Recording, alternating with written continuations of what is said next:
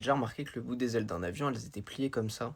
Eh bien en fait, on appelle ça des winglets. Si tu crois que c'est pour faire joli ou ressembler à un aigle, bah c'est complètement faux. En fait, c'est plus une question d'argent. Et je vais t'expliquer pourquoi.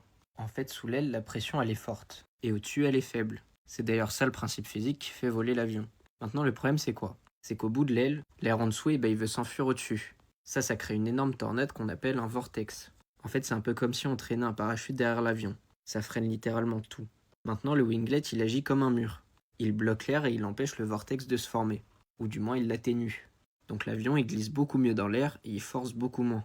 Le résultat de ça, c'est que les compagnies aériennes, elles économisent 3 à 5% de carburant par vol. Ça peut peut-être vous paraître peu, 3 à 5%, mais c'est absolument énorme. Ça représente des millions d'euros économisés.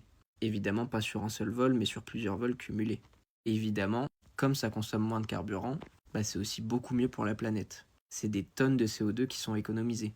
Et dites-vous que c'est tellement rentable que les compagnies elles en rajoutent même sur leurs anciens avions qui n'en possédaient pas avant.